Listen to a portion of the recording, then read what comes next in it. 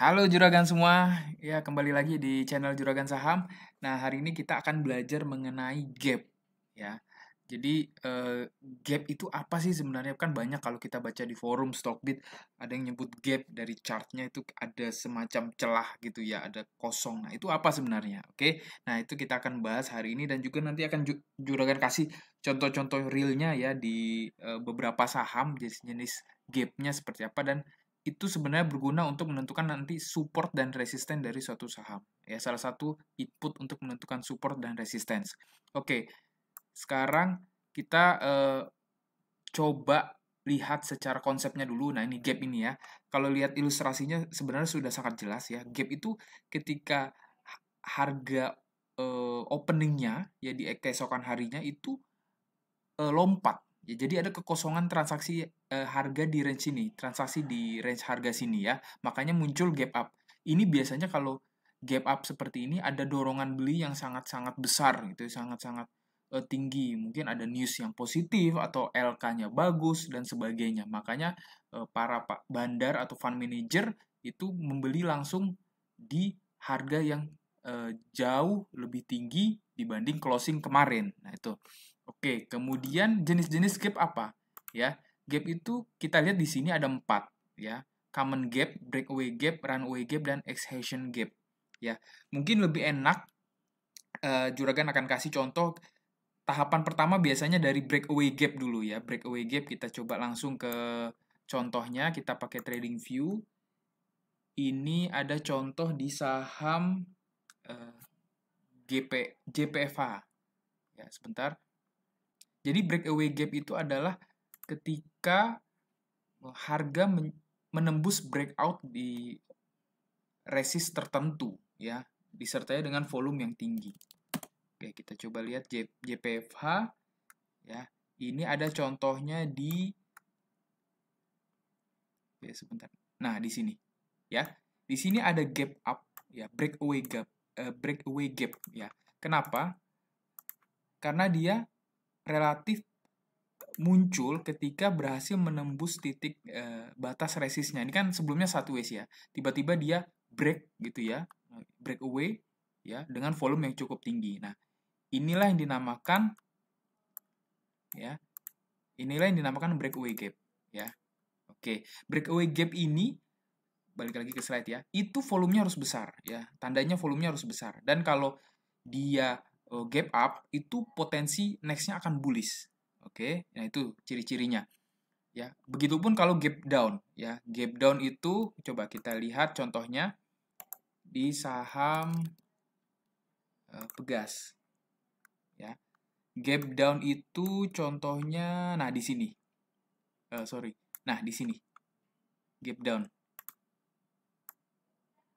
ya. Nah, kita lihat ya ada gap ya di sini. Nah, ini contoh kalau ada gap down itu biasanya akan bearish ya. Akan bearish karena tekanan jual yang sangat tinggi. Nah, ini contoh breakaway gap ya. Breakaway gap apakah harus ditutup? Tidak. Tidak. Dan biasanya memang tidak ditutup. Ya, tidak ditutup karena dia berhasil break dari titik support dan atau resistnya gitu. Jadi, biasanya dia tidak akan kembali lagi dan meneruskan tren selanjutnya baik itu bullish atau bearish ya. Itu breakaway gap. Ya, selanjutnya biasanya tahapan selanjutnya adalah runaway gap. Ya, runaway itu apa? Runaway itu seperti orang berlari. Jadi larinya cepat gitu sampai ada satu titik meninggalkan gap ya di jejak larinya itu ya. Oke, kita kasih contoh, Juragan kasih contoh misalkan yang runaway gap yang naik gitu ya. Oh, di Pegas juga ada ya. Di Pegas juga ada itu kemarin di sebentar. Nah, ini waktu lagi lari-larinya. Nah, ini yang namanya runaway gap ya. Ya, di sini ya. Ketika dia lagi seru-serunya tren bullish ya, lagi lari gitu. Nah, dia meninggalkan gap di sini. Ya, itu. Itu namanya runaway gap ya. Oke, tahapan selanjutnya dari breakaway gap. Nah, kalau yang down ya, runaway gap down itu ada juga. Tadi di saham JPFH. JPFH itu juga ada runaway. Sebentar, nah itu ada di nah, di sini. Ada 2 nih bahkan nih. ya. Nah, 1, 2. Nah, ini larinya ya lari waktu bearish. Jadi ketika dia tekanan jualnya sangat tinggi, dia berlari turun, nah ada gap yang ditinggalkan di sini gitu. Yaitu namanya runaway gap ya. Volumenya juga biasanya besar gitu ya, cukup besar ya. Kemudian kalau gap up dia berarti potensi trennya masih bullish karena larinya sangat kencang, dan gap down-nya juga berarti tandanya bearish. Dan ini gap-nya tidak harus ditutup lagi-lagi ya, karena ini masih dalam satu pola tren ya, pola tren. Jadi ketika dia masuk bullish ya, dia tidak harus ditutup gitu, karena bisa aja melanjutkan terus naik ke atas. Nah, ini biasanya dua jenis gap ini akan diakhiri oleh namanya exhaustion gap ya, itu istilahnya tuh kalau exhaustion tuh kayak kehausan gitu, udah larinya tuh udah mulai slow down, udah mulai lambat gitu. Nah, tandanya apa? Volumenya mulai kecil, dan kalau misalkan dia gap up itu tanda reversal, jadi pembalikan arah tren ya. Dan gapnya tidak harus ditutup lagi-lagi ya. Ini gapnya tidak harus ditutup. Contohnya apa? Contohnya misalkan saham BRIS. Nah, saham BRIS ini ada exhaustion gap ya. Ya, ada exhaustion gap di sebentar. Nah, di sini. Ya. Di sini nih. Oke. Nah, nih. Ini exhaustion gap karena ketika dia muncul gap ini, ada reversal trend ya, kembali tidak sanggup melanjutkan tren bullishnya, kembali ke bawah gitu, maksudnya reverse gitu, ke bawah lagi ya. Nah, ini namanya exhaustion gap. Biasanya volumenya kecil. Nah, ini kita lihat ya, volumenya kecil, akhirnya dia kembali lagi bearish gitu ya, atau sideways di sini ya. Ada juga yang exhaustion gap itu yang ke bawah gitu ya, itu kebalikannya, berarti dia tandanya akan reversal menjadi bullish ya. Itu ada di saham WSKT atau Waskita ya. Waskita, sebentar nih saya hilangkan dulu. Ada di, nah di sini nih. Ini relatif namanya exhaustion gap ya. Kecil ya. Ya. Kecil, volumenya juga kecil gitu. Jadi ketika muncul di sini, ini sebenarnya udah ada tanda-tanda juga, dari sini juga udah tanda-tanda ya. Ya. Nah, ketika dia muncul ini ya, otomatis ada kemungkinan, ada potensi dia akan reversal ya, dari sebelumnya trend bearish yang sangat strong gitu ya, kembali menuki ke atas gitu ya, menjadi bullish. Nah, itu.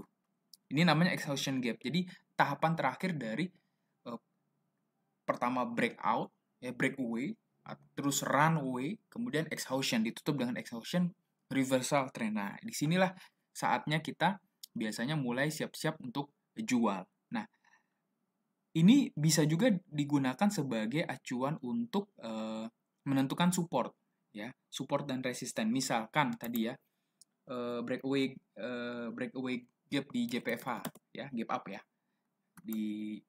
Nah, di sini ya, biasanya kita acuan ketika dia berhasil break ini menjadi titik support yang kuat ya.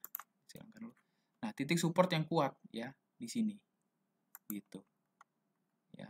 Karena dia sudah break di sini ya, otomatis ini menjadi titik supportnya, salah satu acuannya. Selain chart pattern juga bisa gitu ya. Nah, ini kan chart pattern juga sebenarnya macam-macam lah. Jadi untuk menentukan titik support itu bisa pakai chart pattern, bisa pakai Fibonacci, bisa pakai ini acuan gap ya, atau bisa pakai MA. Nah, macam-macam gitu. Nah, ini salah satu input yang bisa kita jadikan satu sumber untuk menentukan support dan resisten. Begitupun juga nanti ke bawah gitu ya, untuk ketika gap down. Nah, ini kemudian ada yang terakhir common gap. Common gap ini sifatnya relatif temporary ya, makanya volumenya kecil, nggak ada sinyal yang menandakan apapun, dan gap biasanya ditutup kembali. Ini contohnya misalkan di saham Inco. Oke, Inco ini ada di tanggal sekitar bulan September. Ya, sekitar bulan September. Nah, ini nih. Ya, kalau teman-teman lihat di sini nih. Ya, ini kecil nih. Ya, ada gap juga. Ya. Kemudian ada juga di sini. Ya, relatif kecil, ya. Dan volumenya juga biasanya tidak signifikan dan biasanya ditutup lagi karena di sini kan ada gap, ditutup lagi. Kemudian di sini nanti ditutup lagi gitu. Nah, itulah common gap ya. Dan tidak ada menandakan apapun gitu ya. Hanya sifatnya ya dan tidak kuat lah. Jadi tidak ada apapun informasi yang bisa kita peroleh dari common gap. Nah, kira-kira seperti itu juragan semua. Mudah-mudahan mengerti ya. Kalau ada yang bingung nanti bisa tanya di komen bawah, di description bawah, atau misalkan mau diskusi ya, saya ada akun Stockbit di Juragan Saham 9 akunnya, atau misalkan mau email juga boleh juragansaham99@gmail.com ya. Atau nanti ada juga Telegram channel. Jadi Juragan ada banyak kode-kode saham yang bagus ya. Salah satu yang kemarin yang Jos itu langsung WSBP, WSKT, kemudian ada juga besok nih kalau teman-teman ikut serok tadi INKP gitu ya, INKP. Nah, minggu ini INKP akan manggung gitu ya. Nah, oke. Ya itu nanti kita diskusi lah nanti bisa di Stockbit atau di email atau lihat Telegram channel Juragan ya.